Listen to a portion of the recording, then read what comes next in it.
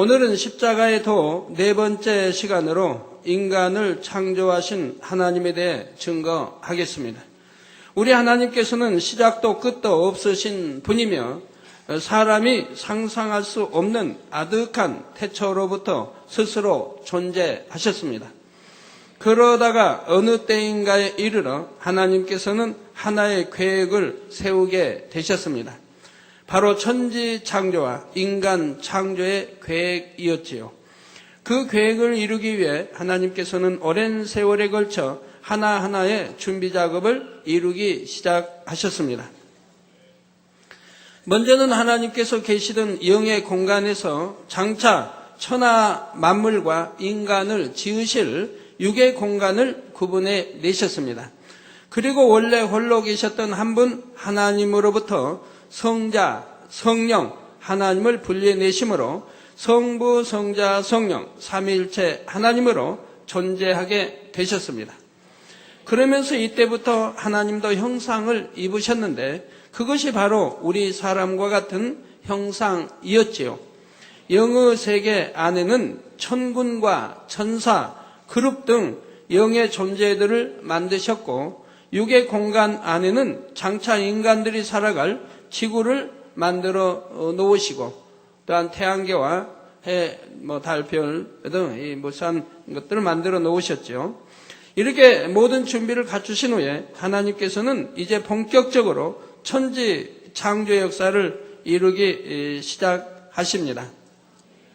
창세기 1장을 보면 하나님께서 6일 동안 천지 만물을 창조하신 과정이 대략적으로 기록되어 있습니다. 첫째 날에는 빛을, 둘째 날에는 궁창을 창조하시고 셋째 날에는 땅과 바다를 나누신 후에 풀과 채소, 과목 등을 지으셨지요. 넷째 날에는 하늘의 해와 달, 별들을 지으시고 다섯째 날에는 물의 생물들과 새들을 지으셨습니다. 여섯째 날에는 짐승과 육축과 땅에 기는 모든 것들을 지으시고 마지막으로 사람을 지으셨지요. 그동안 영의 세계와 육의 세계를 나누시고 하늘과 땅과 만물을 지으신 모든 과정이 결국은 사람을 창조하기 위한 것이었습니다.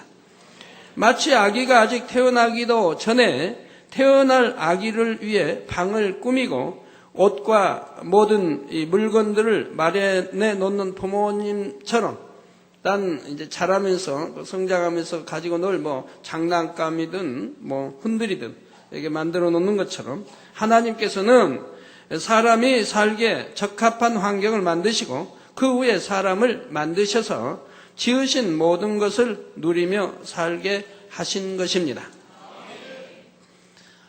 우연이치로 사람이 살아갈 수 있고 짐승, 새, 고기, 식물들이 살아갈 수 있도록 해가 우연히 해서 햇빛이 나오고 저런 물이 주어지고 공기가 주어지게 한 게 아니라 하나님이 이렇게 인간을 경작하시기 위해서 거기에 적합하게 다 지으셨다 이 말입니다.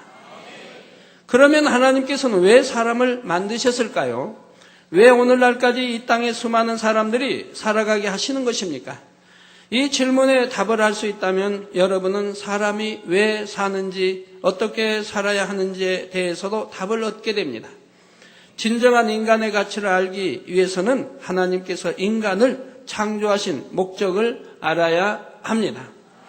자신이 태어난 목적에 맞게 사는 삶이야말로 참으로 가치 있고 의미 있는 삶인 것입니다. 사랑하는 성도님들은 오늘 말씀을 통해 사람이 창조된 목적을 확실히 깨달으시기를 바랍니다. 그래서 훗날 이 땅의 삶을 마치게 될 때 나는 참으로 가치 있는 삶을 살았다 고백할 수 있는 하나님의 자녀들이 다 되시기를 주님의 이름으로 축원합니다. 사랑하는 성도 여러분, 시청자 여러분, 창세기 2장 7절에 보면 여호와 하나님이 흙으로 사람을 지으시고 생기를 그 코에 불어 넣으시니 사람이 생명이 된지라 했습니다. 천지를 창조하실 때 하나님께서는 만물을 말씀으로 창조하셨지만 사람은 친히 흙으로 빚으셨습니다. 그냥 겉모양만 대충 빚어 놓으신 것이 아니라 오장육부와 뼈와 근육 모든 조직에 이르기까지 완벽하게 지으셨지요. 살아있는 모습 그대로 섬세하게 다 지으신 후에 하나님께서 생기를 코에 불어넣으시니 이때부터 사람은 살아 움직이는 생명이 되었습니다. 그런데 어떤 사람들은 이런 말씀을 들으면 믿을 수가 없다 합니다.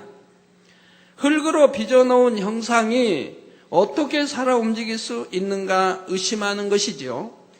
그러나 피조물인 사람도 지식이 더하는 만큼 지혜가 더하는 만큼 사람과 비슷한 로봇도 만들어냅니다.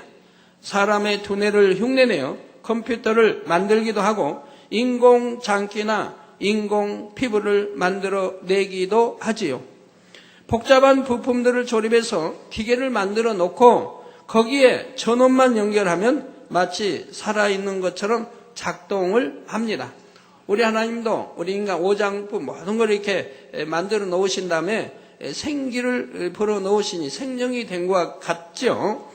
피조물인 사람도 이런 일들을 할 수 있는데 하물며 전능하신 하나님께서 사람을 창조하시는 것이 무엇이 어렵겠습니까? 사람이 자신의 생각 속에 한계를 만들어 놓았기에 하나님의 능력을 믿지 못하는 것뿐입니다. 하나님은 태초에서부터 계셨지만 사람은 어머니의 배에서 나온 땅에 이제 접한 그때로부터 이제 사람을 통해서 피조물들을 통해서 지식을 흡수하고 지혜를 얻고 이런 것을 합니다. 그 한계, 항전된 것으로 한계에 부딪힐 바 없는 그것으로 하나님을 판단하려고 해서는 아니 된다 이 말입니다. 우리가 이런 생각의 한계를 벗어날 수 있도록 하나님께서는 오늘날도 창조의 역사를 보여주십니다. 본교회의 부흥성회나 제가 강사로 섰던 해외 성회에서는 전능하신 하나님의 창조의 역사를 직접 체험한 사람들이 많습니다. 예를 들어 소아마비나 교통사고로 양다리의 길이가 달라져서 수년 혹은 수십 년씩 고통받았던 사람들이 제게 와서 기도를 받은 후 양쪽의 길이가 같아진 경우가 많이 있지요. 짧았던 다리가 2cm, 4cm 혹은 8cm씩 길어진 것입니다.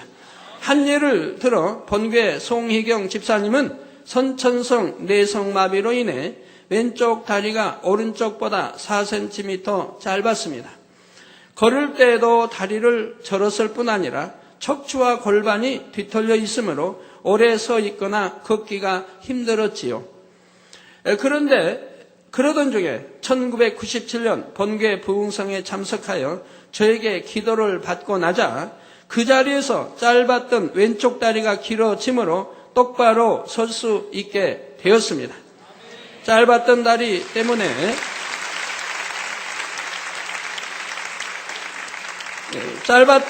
때문에 휘었던 척추가 펴지면서 뒤틀린 골반도 정상으로 돌아왔으며 더구나 신장이 3cm 이상 커졌던 것이지요.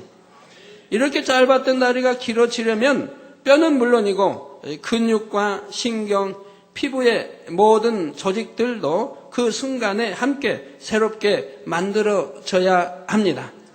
하나님께서는 기도받는 순간 창조의 역사를 베푸심으로 이처럼 모든 분야를 온전하게 만드시는 것이지요. 지금은 결혼하여 아이도 둘을 가졌지요. 또 2002년 인도의 첸나이 마리나 해변에서는 연인원 300만 명이 모이는 연합 대성회가 열렸지요. 이때 가네시라는 소년이 성회에 참석했는데 가네시는 골반뼈 낭종이라는 병으로 인해 수술로 골반뼈와 고관절을 잘라낸 상태였습니다. 뼈를 잘라낸 부위에는 금속판을 넣고 볼트로 죄어서 퇴퇴골과 골반을 연결해야 했지요.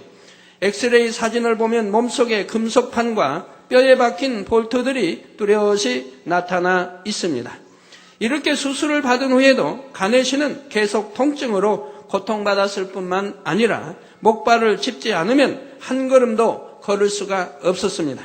그런데 성회에 참석해서 저의 기도를 받는 순간에 모든 통증이 순간에 다 사라져 버렸고 목발 없이도 혼자서 걷고 뛸 수 있게 되었습니다. 운동 경기도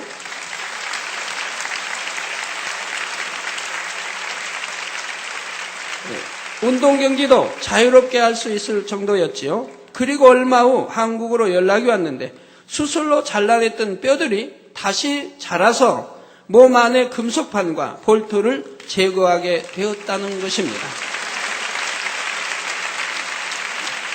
창조주 하나님께서는 능히 짧은 다리를 길게도 하시며 필요한 부위의 뼈가 없이도 걸을 수 있게 하시고 수술로 잘라낸 뼈까지도 다시 자라게 하시는 것입니다.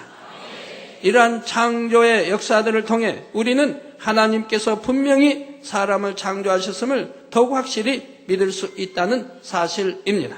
사랑하는 성도 여러분, 창조주 하나님께서는 첫사람 아담과 하와를 만드신 후에 사람이 후손을 이어갈 수 있도록 생명의 씨를 주셨습니다. 곧 남자의 정자와 여자의 난자를 주신 것이지요. 정자와 난자 안에는 부모의 모든 기가 집결되어 있습니다. 그 작은 생명의 씨 안에 외모는 물론 성격, 지능, 습관 등이 다 들어있어서 자녀들이 부모를 닮게 되는 것입니다. 그 눈으로도 보이지 않는 작은 그 생명의 씨, 정자 안에 또 난자 안에 이러한 것이 다 들어있으니 얼마나 신기합니까? 이렇게 부모를 닮아서 태어날 수 있도록 생명의 씨를 주신 것도 하나님이시며 그 씨를 통해 잉태하게 하시는 분도 하나님이십니다. 그래서 이 씨를 받아서 잉태되어 나오기 때문에 정자의 씨를 준 남자를 아버지라 부르게 되고 난자의 씨를 준 여자를 어머니라고 낳은 여자를 어머니라고 부르게 되는 것이죠. 이게 정자나 난자를 받지 아니했다고 하면 아버지나 어머니라고 부를 수가 없다는 얘기입니다. 부모의 정자와 난자의 결합으로 아이가 생겨나지만 그 생명의 잉태는 하나님께서 주관하시는 것이지요. 사랑하는 성도 여러분, 자녀들이 부모와 조상을 닮았다면 인류의 조상인 아담은 누구를 닮았을까요? 창세기 1장 27절에 보면 하나님이 자기 형상, 곧 하나님의 형상대로 사람을 창조하시되 남자와 여자를 창조하시고 했습니다. 아담과 하와는 바로 거룩하신 하나님의 형상대로 지음 받았다는 것입니다. 이때 사람이 하나님의 형상을 따라 지음 받았다는 것은 단지 겉모습을 말하는 것만이 아닙니다. 사람에게 있어서 더 중요한 것은 영혼이며 몸은 영혼을 담은 그릇일 뿐입니다. 사람이 하나님의 형상대로 지음 받았다 할 때 더 중요한 의미는 바로 사람의 영이 하나님의 영으로부터 나왔으며 하나님을 닮은 영으로 지음받았다는 데 있죠. 그래서 우리 영의 아버지라 하시는 것이죠. 육도 마찬가지입니다. 하나님이 주신 생명의 씨, 정자와 난자를 통해 결합해서 나온 것이라 이 말입니다. 처음 지음받았을 때 아담의 영은 거룩하고 성결하신 하나님과 같이 선과 빛과 진리로만 채워져 있었던 것입니다. 그런데 아담이 선악과를 따먹음으로 범죄한 이후 인류는 점점 죄와 악에 물들어 갔지요. 처음 지음받을 때와는 달리 거룩하신 하나님의 형상을 잃어버리고 말았습니다. 그래서 이제 하나님을 믿는 우리가 반드시 해야 하는 일이 바로 거룩하신 하나님의 형상을 되찾는 일입니다. 하나님의 형상을 잃어버렸는데 이것을 되찾는, 주를 영접하고 죄 사함을 받고 이제는 잃어버린 하나님의 형상을 되찾는 것이 신앙생활이요 인간 경작인 것이라 이 말입니다. 하나님을 사랑하며 하나님의 말씀대로 변화된 삶을 살아야 하는 것입니다. 사랑하는 성도 여러분, 인류는 오랜 시간 왜 사는가 하는 질문에 대해 답을 찾기 위해 끊임없이 노력했습니다. 그러나 이러한 인생의 목적에 대해서는 우리가 창조주 하나님을 인정할 때만 명쾌한 답을 찾을 수 있습니다. 창조주 하나님께서 왜 인간을 지으시고 이 땅에 경작하시는지 깨우치면 되는 것입니다. 지금 제가 경작이라는 표현을 썼는데 이는 성경 안에 비유에서 비롯된 것이지요. 성경에 보면 많은 비유들이 나오는데 그 중에서도 특별히 땅을 경작하여 농사를 짓고 열매와 곡식을 거두는 비유들이 많이 나옵니다. 예를 들어 마태복음 13장에 보면 예수님께서는 사람의 마음을 4가지 밭에 비유하셨습니다. 사람의 마음밭의 종류에 따라 하나님의 말씀이라는 씨앗이 그 마음에 임할 때 진리로 결실하는 정도가 다른 것을 설명하셨지요. 마태복음 3장의 알곡과 죽정이 비유나 마태복음 13장의 곡식과 가라지의 비유를 통해 장차 있을 심판에 대해 설명하셨습니다.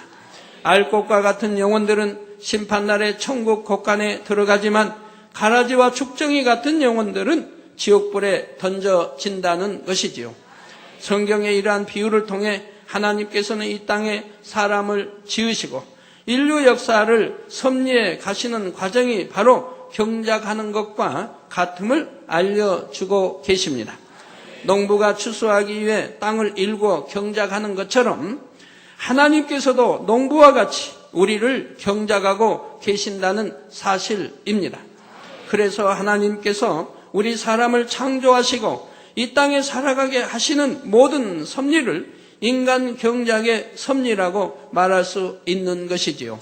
그러면 하나님께서는 왜 아담을 창조하셨고 오늘날까지 인간을 경작하시는 것일까요? 결론부터 먼저 말씀드리자면 인간 경작의 목적은 바로 참된 자녀를 얻기 위해서입니다. 하나님께서는 사랑을 주고받을 자녀를 얻기 원하셨지요. 창조주 하나님은 신으로서의 놀라운 권능과 두려운 심판자로서의 권세, 엄격한 공의 등 신성적인 면을 가지고 계십니다. 하지만 이와 동시에 하나님께서는 사랑과 긍휼, 자비 등의 인성적인 면도 있으시지요. 기뻐하고 즐거워하시기도 하고 슬퍼하고 탄식하시기도 합니다.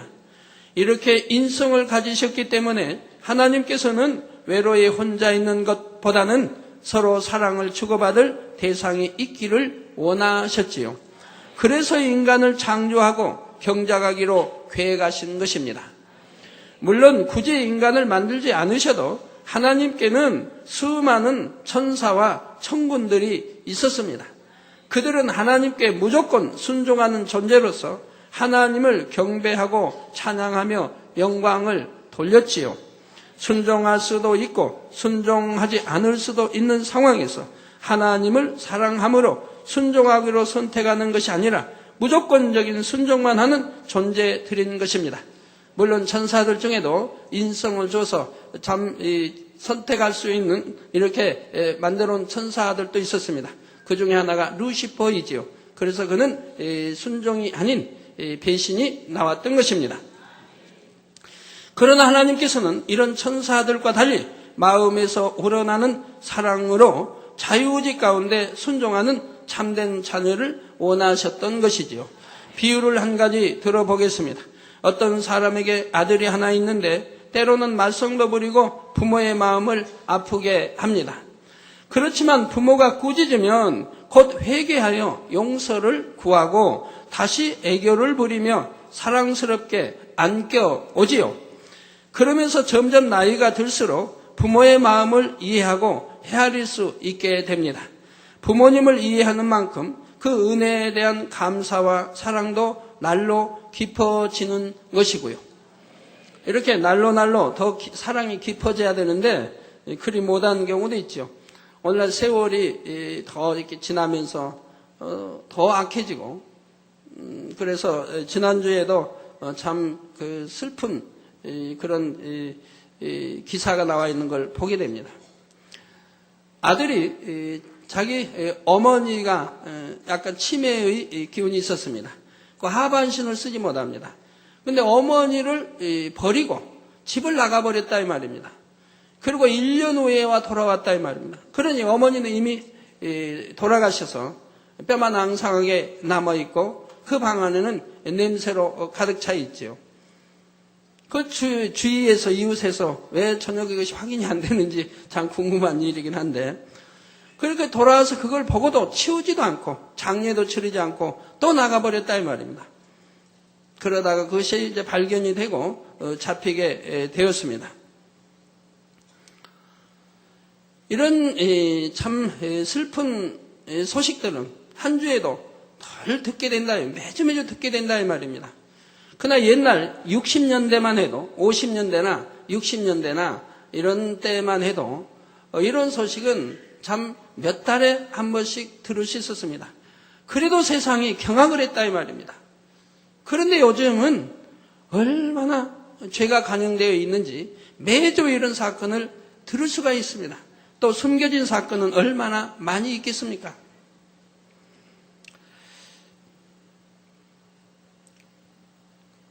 자, 부모님을 이해하는 만큼 그 은혜에 대한 감사와 사랑도 날로 깊어지는 것이고요.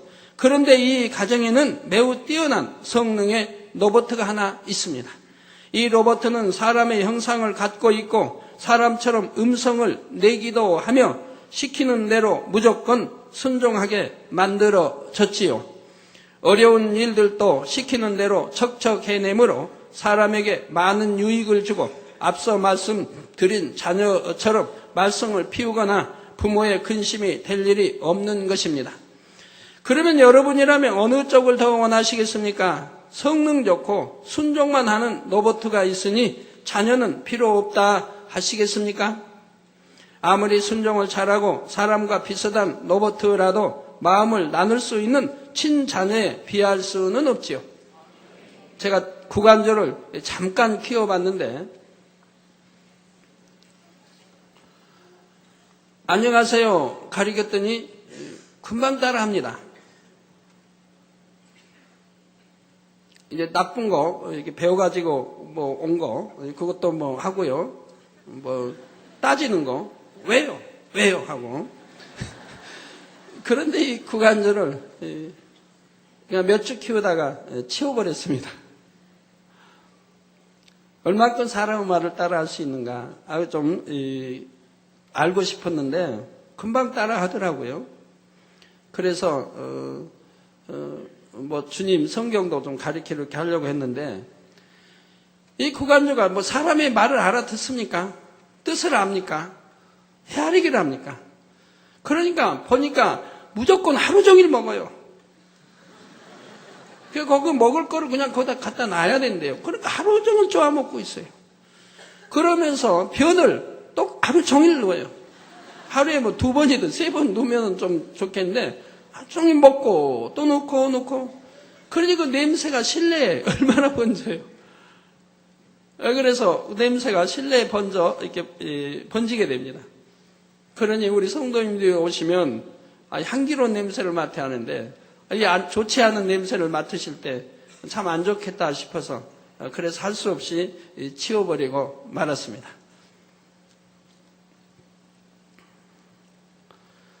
자, 아무리 순종을 잘하고 사람과 비슷한 로봇이라도 마음을 나눌 수 있는 친자녀에 비할 수는 없지요. 하나님께서도 이렇게 마음을 나눌 수 있는 참된 자녀를 얻기 원하셨습니다. 순종만 하도록 만들어진 천군 천사들보다는 중심에서 하나님을 사랑하여 스스로 순종하는 자녀들을 원하셨기에 사람을 지으신 것이지요.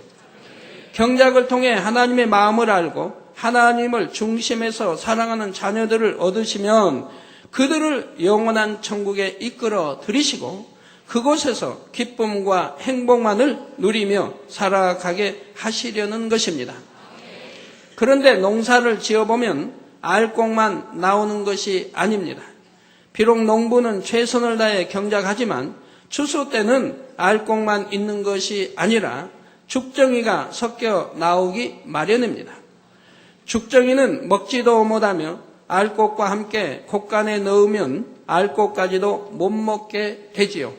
그러니 죽정이는 거름으로 쓰거나 불에 태워버릴 수밖에 없는 것입니다.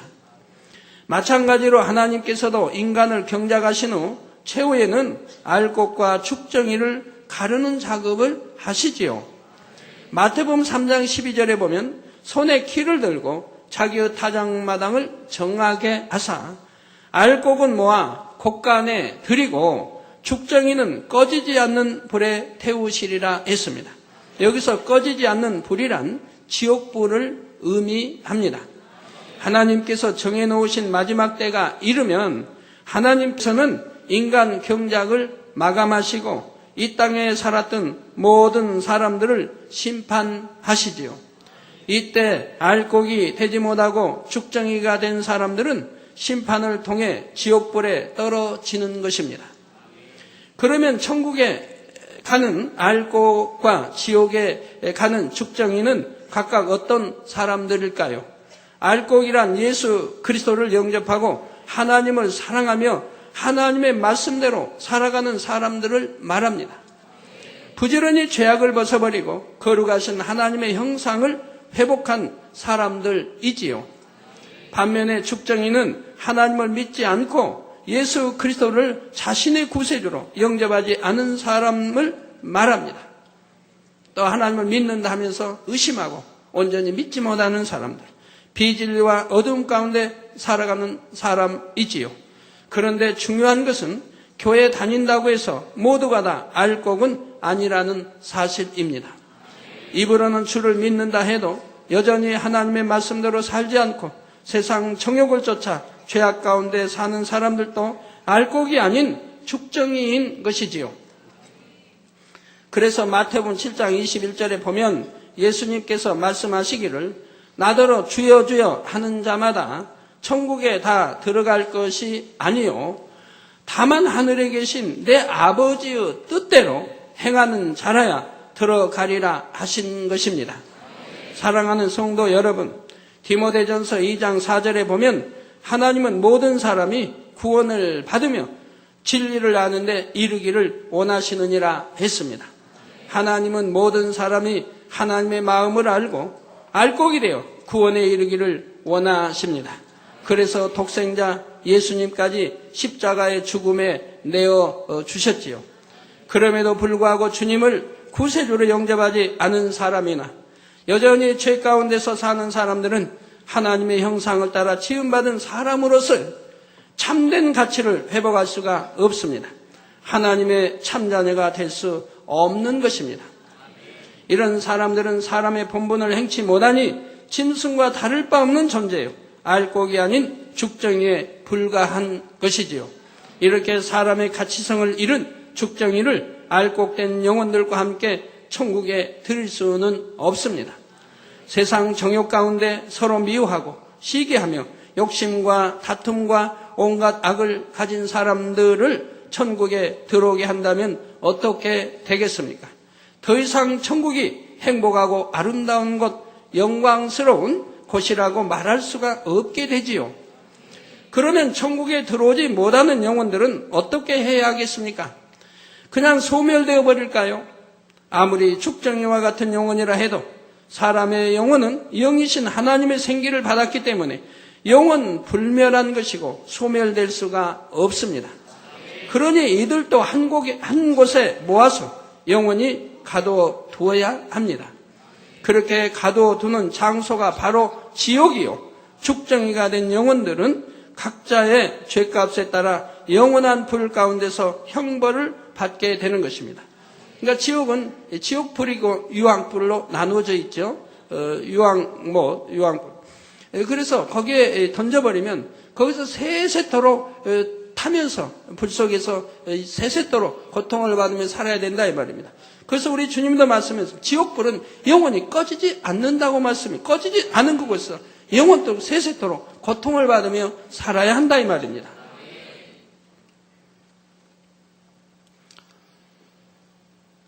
이러한 것이 모든 것이 참 사실인데도 그래서 우리 성도님들은 성경에 기록된 것들을 기사나 많은 표적이나 또는 권능을 친히 목도하는 바고 체험하는 바고 우리 성도님 대부분이 다 만진 바요 체험한 바라 이 말입니다.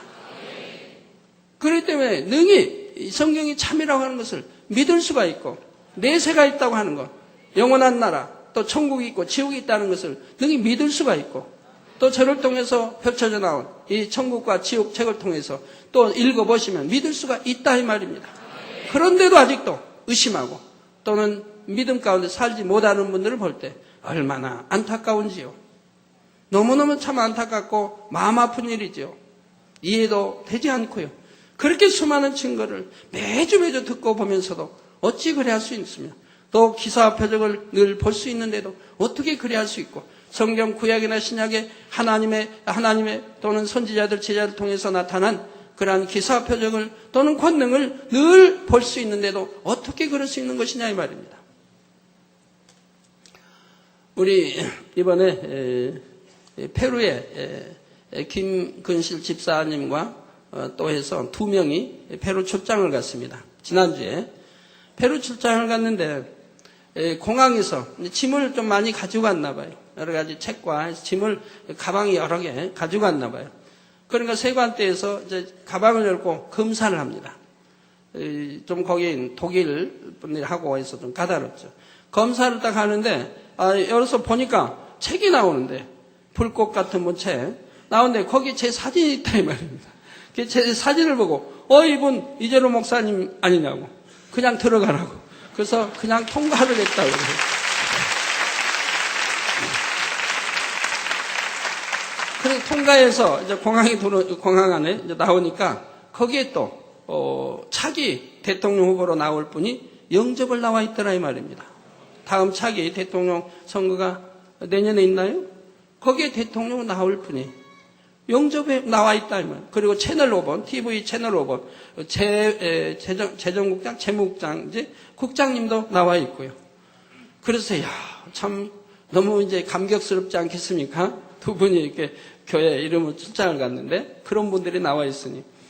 그리고 또 가서 오찬에 초대를 받고 또 만찬에 또 차기 대통령 나올 분이 초청해서 그 집 가서 만찬을 또 대접받고 그리고 그 다음 날은 또 전직 부통령이 또 초청해서 거기에서 또 만찬에 참석해서 접대를 또 받고요. 그래서 그리고 또 다음 모였을 때는 전 정부의 부대통령 했던 분과 또 현 정부의 여당 총수 되신 분도 참석하고 뭐 다음 차기 대통령으로 나올 분도 참석해서 이분들이 저를 놓고 회의를 한다 이 말입니다. 어떻게 하면 북방상해를 우리가 도울 수 있을까? 이걸 놓고 상의하고 계획을 하는 모습을 보면서 참 대단하다.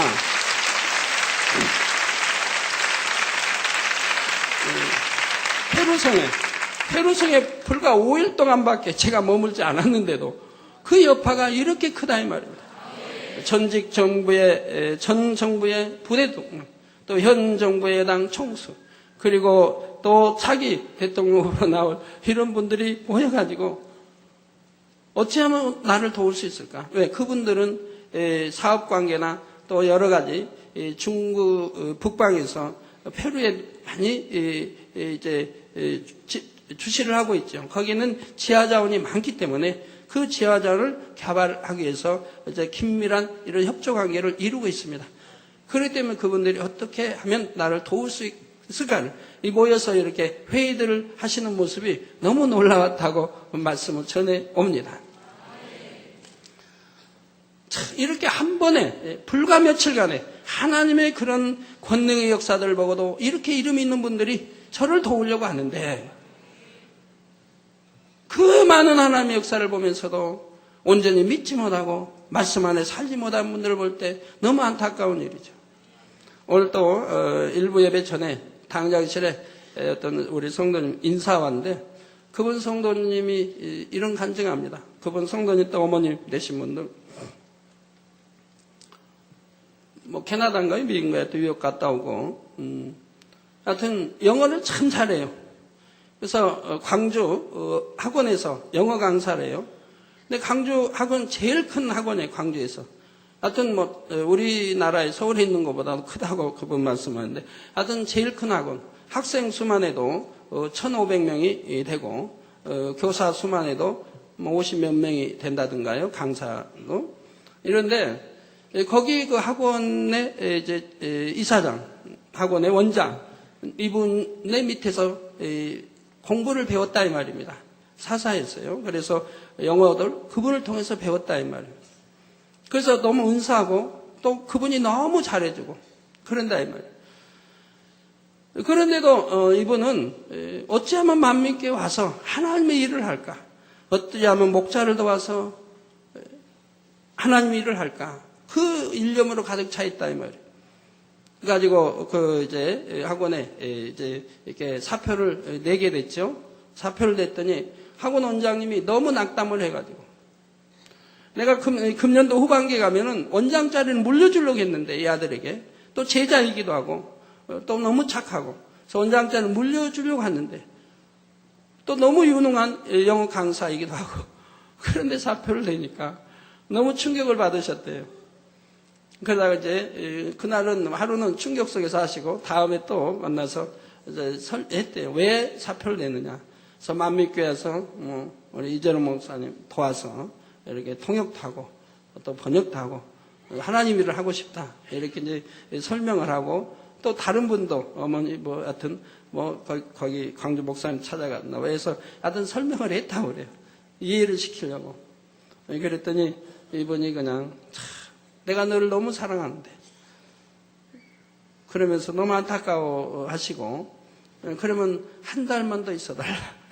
올 한 달만 더 그렇게 해서 올 한 달만 더 있어도 되겠습니까? 저한테서 그렇게 거기에서 그렇게 배우고 그렇게 하는데 당연히 그분의 말을 뿌리쳐서는 아니 되지요 해서 한 달간 더 있으라고 했는데 자 이분이 참 감사하게도 또 보니까 전에 학교 다닐 때 대학교에 다닐 때 도움을 받아서 학교를 다녔어요. 학비 같은 거 다 도움을 받아서 다녔어요. 근데 지금에 와서 믿음이 들어가니까 그때 도움을 받아서 이렇게 학교 다녔지만 11조를 안 했다 이 말이에요. 내가 번 수입만 11조를 알았고 그냥 도움받아서 학교 다닌 것은 수입으로 생각지를 안 했다 이 말이에요. 근데 이제 말씀을 듣고 믿음이 들어가니까 그 당시 내가 이렇게 11조를 내지 않았구나 해서 그것을 계산해 보니까 한 4천만 원이 돼서 아까 400만 원에 11조까지 가져왔어요. 학교 다닐 때 내지 못했던 11조가. 이런 믿음을 가진 분들을 보게 됩니다. 이런 참 믿음, 행함을 가진 분들이 참 저희 주위에 또 교회 안에 많이 계셔서 얼마나 힘이 되는지요. 사랑하는 성도 여러분, 시청자 여러분, 지금까지 여러분은 하나님께서 왜 사람을 지으시고 이 땅에서 경작하시는지에 대해 들으셨습니다. 그러면 여러분은 이제 사람이 왜 사는가 하는 질문에 답을 할 수 있으십니까? 바로 하나님께서 경작하시는 목적에 따라 알곡이 되기 위해 살아야 하는 것입니다. 가장 먼저는 창조주 하나님을 믿고 우리의 구주가 되신 예수 그리스도를 영접해야 하지요. 또한 하나님의 말씀대로 순종하면서 성령의 능력으로 변화되어 거룩한 삶을 살아야 합니다. 그런 여러분이 되면 하나님께서는 여러분을 진정한 사랑을 주고받을 수 있는 참 자녀로 인정해 주십니다. 참 자녀가 되어야 또 하나님이 지켜 보호해 주시지 않습니까? 함께 동행해 주시고 성령의 불담으로 천군천사로 주님의 불꽃 같은 눈동자로 지켜 보호해 주시니까 원수망 사단이 틈타지 못하고 어떤 질병이 틈타지 못하는 것을 볼 수가 있고 어떤 재앙 만나지 않은 것을 볼 수가 있고 여러분은 실수로 교통사고를 내어서 차는 폐차시켜도 폐차가 되어도 여러분의 몸은 그대로 지킴받는 것을 볼 수가 있습니다. 또 우리 만민의 성도는 많고 전 지교회 전 세계 많기 때문에 교통사고도 꽤 많이 나지요. 그렇지만 어느 한 분도 머리를 다쳤다는 분은 저는 들어보지를 못했다 이 말입니다. 하나님이 전에 말씀해 준 대로 너희 양 때는 내가 너무 사랑하니 머리를 실수로 다쳐도 머리는 항상 지켜준다. 말씀한 대로 항상 머리를 지킴받는 것을 볼 수가 있습니다. 또 온몸도 지킴받지만 혹여 지킴받지 못하고 뼈가 상했다든가 하는 경우는 여러분이 온전한 주의를 지키지 않고 온전한 11조를 하지 않았기 때문에 그나마라도 그렇게 상처가 나는 것을 볼 수가 있고요.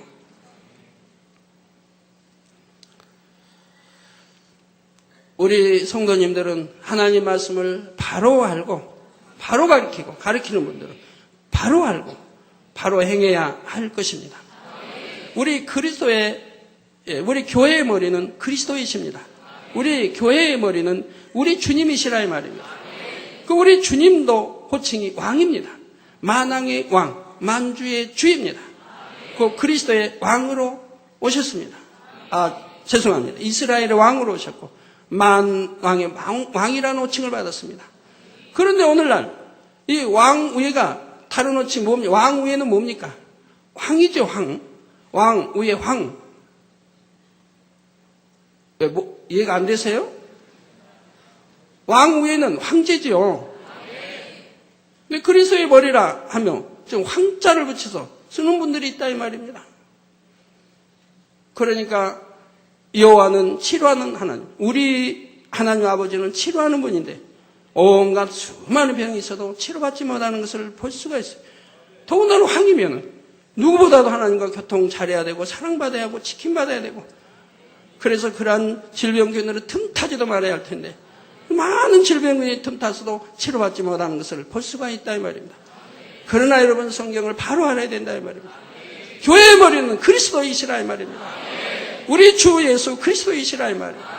우리 주 예수 그리스도도 하나님의 호칭을 주실 때 왕이라는 호칭을 줬다 이 말입니다. 만왕의 왕이라는 호칭을 줬다 이 말입니다. 왕 위에가 황인데 어떻게 황제가 있을 수 있습니까?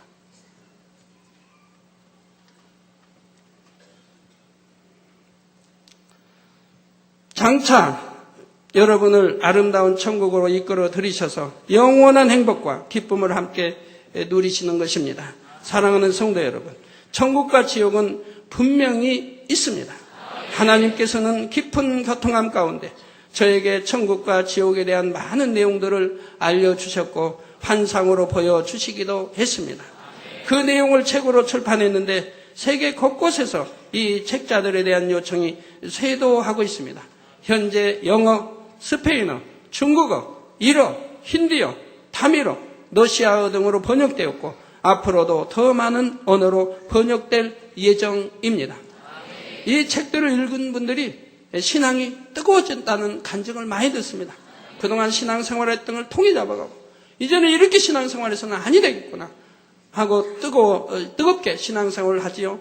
또 이방인이라 할지라도 이 책들을 읽고 하나님을 영접했다는 간증도 많이 듣고요.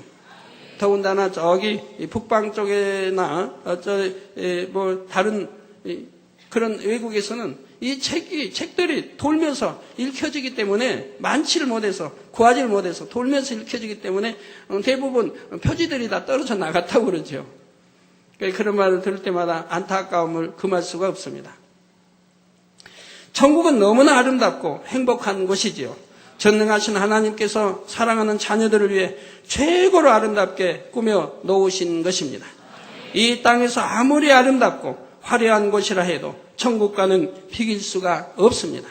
천국은 사람의 능력과는 비교할 수도 없는 창조주 하나님의 지혜와 능력으로 만들어진 곳이기 때문입니다. 한 예로 이 땅에서는 귀하게 여기는 금이 천국에서는 사람들이 밟고 다니는 길에 깔려 있습니다. 저 길이 정금길로 되어 있다 이 말입니다. 또한 눈부시게 빛나는 각종 보석과 진주, 크리스탈 등이 천국의 집들을 아름답게 장식하고 있죠. 물론 3,000층 이상 들어가는 분들에게 해당되는 것입니다. 그 보석 하나하나의 빛깔과 광채는 이 땅의 보석들과는 차원이 다릅니다. 만약 천국의 홍보석 하나를 예로 들어도 이 땅에서의 홍보석과 비교할 때 마치 유리와 다이아몬드의 광채가 서로 다른 것처럼 그 아름다움을 비교할 수가 없는 것입니다. 여러분, 천국의 그 빛을 여러분도 본 때가 있는데 영안이 열리지 않은 분이라 해도 우리 언제 90 그때가 8년도죠. 그때 금요철 때 하나님이 보여주셔서 믿음이 없는 분이라 할지라도 보셨다 이 말입니다. 그 빛이 얼마나 깨끗하고 맑고 찬란합니까? 여러분이 그 단에서 나온 그 빛들을 보실 때 얼마나 맑고 깨끗하고 찬란한 빛들이냐 이 말입니다. 이 세상의 어떤 빛도 그 빛을 통과할 수는 없는, 강하면서도 그 빛난 쬐어도 치료받는 것을 여러분들이 보셨지 않습니까? 그래서 장애 2급을 받고 있는 분이 앞에 앉았다가 그 빚에 째이고 그냥 그 장애가 치료받아서 간증하는 것을 여러분들도 아십니다. 나뭇잎의 반짝임과 황홀한 꽃 향기 하나까지도 천국의 모든 것이 사람으로서는 상상조차 할 수 없을 만큼 황홀하고 아름답다는 사실입니다. 성경에 보면 사도 바울은 낙원을 보았다 했는데 낙원은 천국 중에서도 가장 낮은 처소입니다. 천국에서 가장 낮은 단계의 낙원만 보고도 사도 바울은 너무나 큰 힘과 소망을 얻었지요. 극심한 고난과 핍박을 당할 때도 기뻐하고 감사하며 평생 동안 주님만 위해 살 수 있었던 것이며 칼의 순교를 받으면서도 행복하게 순교 당하는 모습을 제가 여러분들에게 알려드린 적이 있습니다. 우리가 천국이 어떤 곳인지 정녕 알기만 하면 이 땅에서 아무리 힘든 삶을 산다 해도 감사와 기쁨으로 이길 수 있게 됩니다. 바로 이러한 것으로 저와 여러분을 이끄시고자 하나님께서는 이 땅에 인간을 경작하고 계시지요. 아버지 하나님을 닮아 거룩하고 성결한 마음을 가진 참된 자녀를 얻기를 간절히 바라고 계십니다. 여러분은 오늘 말씀을 통해 왜 내가 이 땅에서 경작을 받고 있는지 그 이유를 밝히 깨달으시기 바랍니다. 그래서 여러분 모두가 하나님의 참된 자녀로서 장차 영화로운 천국에서 아버지 하나님과 사랑을 나누며 영원히 살아갈 수 있기를 주님의 이름으로 축원합니다. 여러분들이 자녀를 낳았을 때 그 자녀가 어떻게 성장해 주기를 원합니까? 건강하게, 명랑하고 밝고 깨끗하게, 악이 물들지 않고 선하게, 온유하게, 나 빛 가운데 살기 원하고 자라기 원할 거 아닙니까? 튼튼하게, 공부도 잘하기를 원할 것이고요. 또 말도 잘 듣고 순종 잘하기를 원할 겁니다. 부모의 마음을 헤아리고 뜻을 헤아려서 거기에 맞춰 순종해 주기를 자녀를 두신 분들은 다 원하실 것이라 이 말입니다. 그런데 그렇지 않냐고 그 자녀가 빗나가고 말도 듣지 않고 빗나가고 오히려 악이 들어오고 나쁜 친구들과 어울리고 또 온 세상과 좋지 않은 것에 물들어 간다고 한다면 부모의 마음이 얼마나 아프겠습니까? 부모는 그 자녀를 너무너무 사랑하는데 자녀는 부모의 사랑을 알지 못하고 부모를 신뢰하지도 못하고 물론 신뢰받을 수 있는 부모를 지금 대상으로 말씀하는 그걸 못하고 순종하지도 못하고 공부를 잘해야 그래서 훌륭한 자녀를 만들고 싶은데 공부하라 해도 공부는 안 하고 맨 세상 오락에 취하고 나쁜 친구들과 어울려서 이렇게 하고 한다고 하면 얼마나 마음이 아프겠습니까? 자녀를 낳아 키우면서도 심히 마음이 아플 것이라 이 말이에요. 우리 아버지 하나님도 마찬가지라 이 말입니다. 참 자녀를 얻고 원하신다 이 말이에요. 아버지 닮은 참 자녀, 빛 가운데 사는 참 자녀. 그런데도 그렇게 주의 종을 통해서 단에서 하나님 말씀을 뜻을 전하고 선포해도 듣지 아니하고 외길로 갈 때 하나님이 얼마나 슬프시겠습니까? 우리는 명심해야 할 것입니다. 말씀을 상고하시면서 통성으로 다 같이 기도하시겠습니다. 할렐루야. 주님 은혜와 사랑에 감사를 드립니다.